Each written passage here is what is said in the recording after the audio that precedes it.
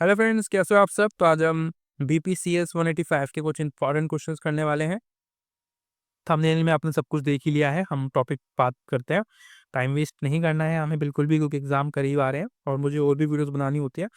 तो ये आपका जो क्वेश्चन पेपर मैंने उठाया है आज, मैं हमेशा ये से क्वेश्चन कराता रहता हूँ। आप नए हो मेरे वीडियो पर, चैनल पर, तो आपको बता दूं मैं कि ऐसे वीडियोज में लाते रहता हूँ कि पीवाईक्यूज होते हैं, इनके मैं आंसर्स लिखता हूँ और आपको दिखाता हूँ। आपकी एग्जाम के पॉइंट ऑफ व्यू से बहुत ज़्यादा इंपॉर्टेंट होते हैं, क्योंकि बार बार रिपीट होने वाले क्वेश्चन होते हैं जो मैं कराता हूँ, और इनकी संभावना रहती है आने की। ठीक है, ऑब्वियसली आने की संभावना रहती है, इसलिए मैं इनको कराता हूँ, क्योंकि इनों में ऐसा होता है ऑब्वियसली। ठीक है, तो ये क्वेश्चन पेपर जो है इसको मैंने सॉल्व किया है और पॉइंट्स के थ्रू आपको समझाने की कोशिश मैं करूँगा। उससे पहले हम आपका क्वेश्चन पेपर देख ही लेते हैं। तो 2 घंटे का होता है आपका क्वेश्चन पेपर। मुझे लगता है कि हाँ, ये इंग्लिश में आ गया, सॉरी। हिंदी में भी आता है आपका, तो दोनों लैंग्वेज में आपको मिलते हैं क्वेश्चन पेपर। ठीक है, एक ही पे दोनों लिखा होता है, हिंदी और इंग्लिश। तो बीपीसीएस 185 और आपकी बुक का नाम यहाँ पे है 50 नंबर। 2 घंटे आपको मिलते हैं। ठीक है, कुछ क्वेश्चन जो थे मैंने यहाँ से लिखे हैं। इंग्लिश में आप ज़्यादा समझेंगे इस चीज़ को, क्योंकि हमें जो है वो जो लैंग्वेज इस्तेमाल की गई है, संवहनीय कुछ करके जो है बोल रहा है वो। ठीक है, संवेगिक वृद्धि बुद्धि जो है, मतलब कि संवेगन मतलब होता है इमोशनल। ठीक है, बुद्धि मतलब इंटेलिजेंस को परिभाषित कीजिए। तो मैंने इंग्लिश में लिख दिया ताकि आपको समझ में आ जाए कि संवेगिक क्या मतलब क्या होता है। तो संवेगिक बुद्धि के विभिन्न घटकों पर चर्चा करनी हुई है। 2 चीज़ें हैं यहाँ पे। तो परिभाषा करनी है, एक तो परिभाषा देनी है आपको इमोशनल इंटेलिजेंस की। दूसरी चीज़, जो घटक होते हैं इसके, वो आपको बताने हैं। सबसे पहले मैंने वही किया है। इमोशनल इंटेलिजेंस का मतलब जो होता है, जो परिभाषा होती है, मैंने लिखी है, जैसे कि खुद में और दूसरों में भावनाओं को प्रभावी ढंग से देखने, समझने, इस प्रबंधित करने और उपयोग करने की क्षमता।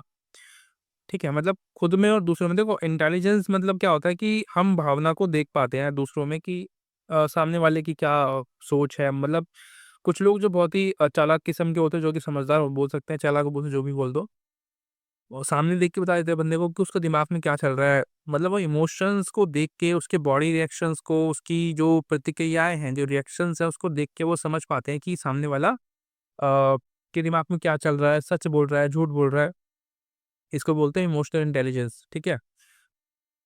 इसके अंदर भावनात्मक बुद्धिमत्ता के घटक, तो घटकों की बात करते हैं डायरेक्टली। मैंने समझा दिया आपको कि इमोशनल इंटेलिजेंस क्या होता है। इसको आप बता पाएँगे, बाकी मैंने लिख ही दिया है हिंदी में, तो आप लिख ही लेंगे। सबसे पहला है आत्म जागरूकता, यानी कि अपनी भावनाओं की पहचान करना। यानी कि आप क्या सोच रहे हो, या दूसरों की भावनाओं की पहचान करना, इसको बोलते हैं इमोशनल इंटेलिजेंस। ठीक है? इसकी घटक होते हैं, मतलब इसमें आपको अपने आप को आत्म जागरूक करते हैं, अपने आप को समझते हैं। ठीक है? और जो भी इफ़ेक्ट हो सकते हैं आपकी भावना के, उसको आप समझते हैं। इफ़ेक्ट से मेरा मतलब क्या है कि अब जैसे कि मैं आपको एग्ज़ाम्पल दूँ किसी चीज़ का, तो जैसे कि घर में हम लोग हमारे फादर होते हैं ना, तो वो फादर के ऊपर जो डिप्रेशन, जो जो उसमें उन पे प्रेशर होता है ना, काम को लेके अपने, क्योंकि उनको पैसा कमाना है, इकलौते होते हैं घर में कमाने वाले। मोस्टली घर में ऐसे ही होता है। कुछ घर में मदर भी काम करती है, तो लेकिन मैं ऐसे समझ के चल रहा हूँ कि अभी अब फादर का एग्ज़ाम्पल ले रहे हैं, तो इसलिए फादर को हम देखते हैं। तो जो फादर हैं, उनके पास उन पे प्रेशर होता है घर को चलाने का, सब कुछ काम करने का, क्योंकि पैसा ज़्यादा मतलब वही कमाते हैं घर में। तो वो दिखाते नहीं हैं हमें। ठीक है? क्योंकि उनको पता है कि अगर मैं दिखाऊँगा अपने बच्चों को, तो वो घबरा जाएँगे, वो अपनी पढ़ाई को ध्यान में नहीं रख पाएँगे, पढ़ाई नहीं कर पाएँगे। तो इसको बोलते हैं अपना जागरूकता, आत्म जागरूकता होना, मतलब। ठीक है? क्योंकि उनको पता है कंडीशंस क्या हो सकती है अगर मैं इनको रिएक्ट करूँगा। कि बताऊँगा कि भाई मैं बहुत परेशान हूँ, पैसे की दिक्कत है, इस तरीके से। इसी को बोलते हैं। ठीक है? और उसके अलावा अपने अंदर जो आत्मविश्वास है उसको समझना, इसको बोलते हैं आत्म जागरूकता। मतलब अपने अंदर क्या चल रहा है, पहले आप उसको समझते हैं। दूसरी चीज़ प्रेरणा, यानी कि उपलब्धि प्राप्त करने की प्रबल इच्छा होना, लक्ष्य के प्रति प्रतिबद्धता होना, अवसरों की अवसरों का लाभ उठाना। ठीक है? ये प्रेरणा मिलती है आपको इससे, मतलब कि आपकी इमोशनल इंटेलिजेंस जो है, अगर आपको क्या-क्या प्रेरणा देती है, बेसिकली क्या-क्या चीज़ें हो सकती है, जैसे कि आपको जो प्राउड का फ़ील कराए। आपने कोई एग्ज़ाम पास कर लिया, आपने एग्ज़ाम्पल के लिए कोई नौकरी मिल गई आपको, अच्छी अच्छी जॉब मिल गई, तो आप प्राउड फ़ील करते हो कि चलो आज तो कुछ मिला मुझे, इतनी मेहनत के बाद। ठीक है? अपने जो गोल्स हैं उनको आप उनकी तरफ आप जाते हो तो भी आप प्राउड फील करते हो, कोई एटलीस्ट मैं कुछ कर तो रहूँगा। तो ये सारी प्रेरणा देती है आपको, ये आपको समझने में हेल्प करता है अपने आप को कि मैं सही चल रहा हूँ या नहीं चल रहा हूँ, ठीक है? कहीं-कहीं पे हमें नेगेटिव भी मिलता है, जैसे कि जो हम चाहते हैं वो नहीं होता है, तो हम अपने आप को ये समझते हैं कि हम लोग बेकार हैं, ठीक है? पर ऐसा होता नहीं है। वो थोड़ी देर के लिए हमें जो है अपने आप को अपने ऊपर घृणा-सी फ़ील होती है कि हम लोग कुछ भी नहीं है अभी तक, पर होता है एक न एक दिन हमारा भी नंबर आएगा, है ना? आत्म-नियमन यानी कि धैर्य रखना, मतलब अपने आप को कंट्रोल में रखना, ठीक है? चीज़ों को व्यवस्थित रखना, अपने ऊपर विश्वास रखना, ये बहुत ज़रूरी है। इसको बोलते हैं आत्म-नियंत्रण। तो इमोशनल इंटेलिजेंस में ये इम्पोर्टेंट होता है, ठीक है? कि अपने ऊपर जो है अपने ऊपर आप कॉन्फिडेंस रखें कि आपका होगा, आपका भी होगा, ठीक है? दूसरों को दिखाएँगे तो उनको पता चल जाएगा कि आपके दिमाग में क्या चल रहा है, आप घबराए हुए हो और आपको वो शायद अब नुकसान पहुँचाए या आपको आपकी जो कंडीशंस हैं उसका फ़ायदा उठाएँ। इसलिए लोग जो है आजकल लोगों से फ़ैमिलियर नहीं होते, क्योंकि उनको पता चल गया है कि सामने वाला उनकी चीज़ों का फ़ायदा उठाएगा ऑब्वियसली, ठीक है? सहानुभूति जो है, सामाजिक जागरूकता और दूसरों की भावनाओं को समझना, दूसरों के इस दृष्टिकोण को समझना, तो ये भी एक इमोशनल इंटेलिजेंस की घटक होते हैं कि बंदे के अंदर इमोशनल इंटेलिजेंस है, मतलब वो समझदार है चीज़ों को लेके, इमोशंस को लेके, कि दूसरे की समस्या को समझ लेता है और दूसरे की जो दृष्टिकोण है, उसको समझता है कि सामने वाले को भी ये प्रॉब्लम हो सकती है। ऐसा नहीं होता है कि वो खुद ही चलाए हमेशा और ये सोचे कि नहीं मैं ही सही हूँ, सब गलत है। उसके अलावा उसमें सामाजिक कौशल होगा उस व्यक्ति के अंदर, ठीक है? लोगों से बात अच्छी तरीके से करेगा, लोगों के साथ तालमेल बना के रखेगा। हमारे फादर आप देखेंगे तो वो ऐसे ही होता है, लोगों से तालमेल बना के रखते हैं क्योंकि उनको पता है, कभी भी ज़रूरत पड़ सकती है किसी की भी, तो इसलिए अच्छे संबंध बना के रखो, बुराई में क्या रखा है, लड़ाई-झगड़े में रखा क्या है ना? उसके अलावा सेकंड क्वेश्चन आएगा हमारा अब, तो सेकंड क्वेश्चन है आत्म-सिद्धि का अर्थ, ठीक है? एक क्वेश्चन ये हो गया, आपसे अर्थ पूछा है, आपसे महत्व पूछा है, 2 चीज़ें यहाँ पे पूछ ली और आत्म-सिद्धि विकसित करने की रणनीतियों पर चर्चा कीजिए। तो कुछ आपसे स्ट्रैटेजीज़ भी पूछ ली गई है यहाँ पे, तो 3 क्वेश्चन्स बन जाते हैं, मतलब 3 क्वेश्चन आपको करने हैं एक तरीके से, छोटे-छोटे, ज़्यादा कुछ बड़ा नहीं है। 50 नंबर का पेपर है तो आपको 3 पेज भरने हैं मुश्किल से, तो आप इनको आसान तरीके से 3 पेजों में एक-एक बारी में लिख सकते हैं आसानी से। सबसे पहले आत्म-सिद्धि का जो अर्थ है मैं आपको बता देता हूँ। सबसे पहला क्या होता है कि अपनी क्षमता का पूर्ण बोध होना, मतलब कि हमें हमारे अंदर क्या स्किल्स हैं, हम क्या कर सकते हैं, हमें ये पता होना चाहिए, इसको बोलते हैं आत्म-सिद्धि, ठीक है? और ये खुद को जो है बेस्ट एडिशन बनाता है अपने अंदर, मतलब कि अगर आपको पता है ना आपकी स्किल्स क्या है, तो आप अपने इम्प्रूवमेंट कर पाएँगे चीज़ों में। आपकी जो लाइफ़स्टाइल होती है, जीवन शैली होती है, वो भी अच्छी हो जाती है, ठीक है? और आपकी स्किल्स को पूर्ण प्रयोग करने में जो आप सफल हो पाते हो, अपनी जो भी आपके पास स्किल्स है, उसको आप अच्छे से यूटिलाइज़ कर पाते हो, उसका आप अपने फ़ायदे के लिए इस्तेमाल कर पाते हो, ठीक है? इसके महत्व की बात करी जाए तो महत्व में बहुत सारी चीज़ें, जैसे कि परम संतुष्टि और कल्याण। ये महत्वपूर्ण मतलब ये फ़ायदा होता है अगर आप अपने आप को जान पाते हो ना, अपने आप को जानने में सफल हो पाते हो तो आपको बड़ी संतुष्टि मिलती है कि यार एटलीस्ट मुझे खुद के बारे में तो पता ही है ना। क्षमता को उजागर कर पाते हो आप, अपने अंदर जो भी स्किल्स हैं, जो भी अच्छाइयाँ हैं वो आपको पता रहती है कि मैं ये कर सकता हूँ। प्रामाणिकता और सच्चा आत्म यानी कि आप बहुत ही चीज़ों को प्रेज़ेंट कर पाते हो, अपना प्रमाण दे पाते हो कि यू आर द बेस्ट, ठीक है? और अपने काम में आप लचीलापन कर पाते हो, आप किसी भी कंडीशन में काम कर पाते हो, ठीक है? आपको बहुत ही शांति मिलती है क किसी भी समय में, आप कभी भी घबराते नहीं हो क्योंकि आपको अपने बारे में पता है। सकारात्मक सामाजिक प्रभाव रहता है आपके ऊपर, पॉज़िटिव रहते हो आप चीज़ों को लेके और समाज भी आपको समझता है, अच्छा बंदा है यार ये, अपने काम पे ध्यान देता है।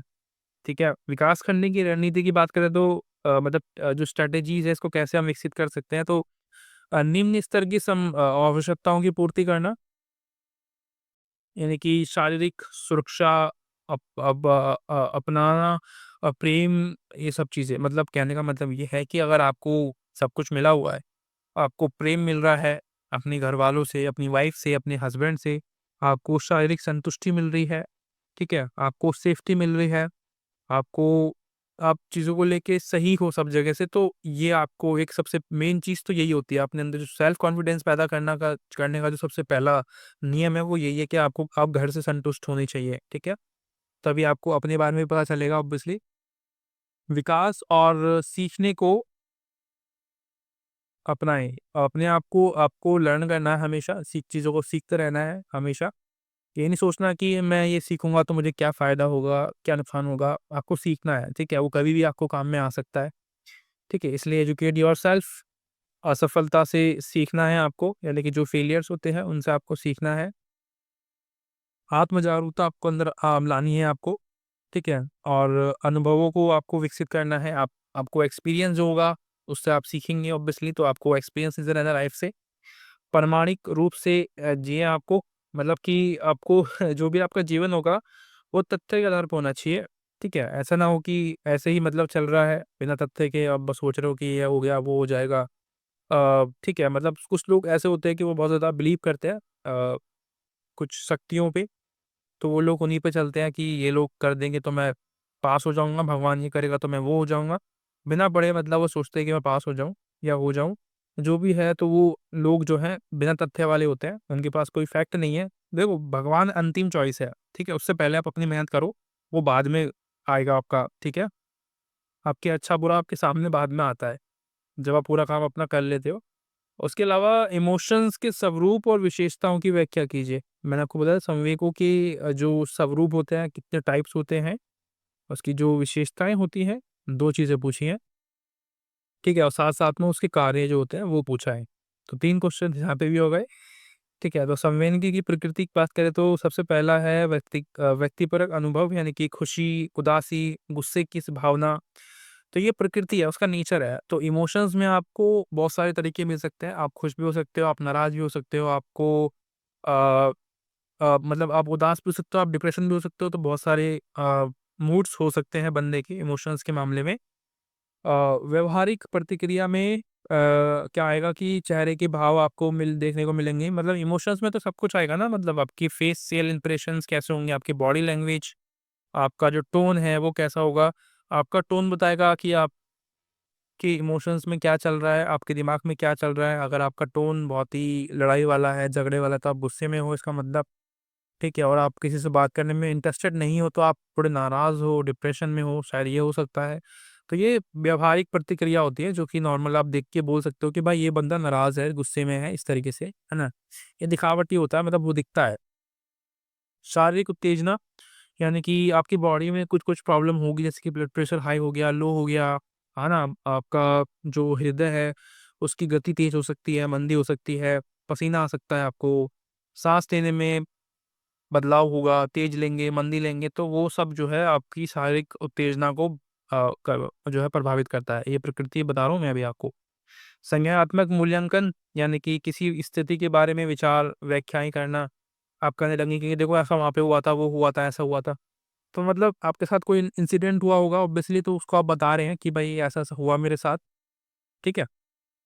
आप गुस्से में हो सकते हो, आप अच्छा मतलब आप हैप्पी हो सकते हो कि भाई देखो आज उस लड़की ने मेरे प्रपोज़ल को एक्सेप्ट कर लिया और इस लड़के ने मुझे प्रपोज़ किया। इस तरीके से आप बोल सकते हो। इसको प्रकृति बोलते हैं बेसिकली इमोशंस की। बैलेंस में क्या हो सकता है, आप पॉज़िटिव्स और नेगेटिव्स दोनों हो सकते हो। पॉज़िटिव्स में आप खुश हो सकते हो, आप प्यारे हो सकते हो, किसी से आपको प्यार हो गया हो, संतोष हो गया हो, ठीक है? और नेगेटिव में क्रोध आ सकता है, डर है, उदास है, आपकी जो आपको जिसको प्रपोज़ करना था उसने आपसे मना कर दिया, तो आप थोड़े-से जो है गुस्से में हो या थोड़े नाराज़ हो कि यार कैसे मना कर दिया, क्यों मना कर दिया, मेरे में क्या कमी है? ये सब चीज़ें, ठीक है? इसमें भावनाओं की बात करें, सॉरी, कार्यों की बात करें तो बहुत सारे कार्य हो सकते हैं, जैसे कि अनुकूली प्रक्रिया, निर्णय लेना, प्रेरणा, सूचना प्रतिक्रिया, याददाश्त में सुधार होना, संचार, लोगों से कम्युनिकेट अच्छा खासा कर पाते हो आप, बहुत सारे लोग होते हैं आपके पास, अगर आप अच्छे से चीज़ों को करते हो, मतलब ये इमोशंस जो होते हैं हमारी लाइफ में क्या कार्य करते हैं वो बता रहा है ये, ठीक है? हमें प्रेरणा देते हैं, हमें उदास भी कर सकते हैं, हमें समाज के प्रति सामंजस्य पैदा करते हैं, हमारे लोगों से हम जुड़ पाते हैं इमोशंस के थ्रू। सामाजिक व्यवस्था बनाए रखने में बहुत हेल्प मिलती है, सांस्कृतिक संरचना हम फॉलो कर पाते हैं, सामूहिक पहचान बना पाते हैं, सामाजिक व्यवहार हम कर पाते हैं लोगों से, सोशल इंटरेक्शंस बहुत अच्छा होता है हमारा ऑब्वियसली। तो ये आज का लेक्चर था। लेक्चर कम, थोड़ा-सा जो है आपको बातचीत ज़्यादा हुई हमारे बीच में। ये टॉपिक ही ऐसा है, बातचीत वाला टॉपिक है। ये बुक ही ऐसी थी। ठीक है, thank you so much for watching. आशा करता हूँ आपको वीडियो अच्छी लगी होगी, या जो भी आपकी कमेंट है बुरी भी लगे तो बताना आप मुझे, इम्प्रूवमेंट क्या कर सकता हूँ मैं इसमें। और वीडियोज़ के लिए आप मुझे कमेंट कर सकते हैं आपके एग्ज़ाम डेट के साथ में अपना सब्जेक्ट कोड। कोशिश की जाएगी कि वीडियो टाइम से पहले आ जाए। मिलते हैं अगली वीडियो में, तब तक के लिए bye bye, thank you so much, take care.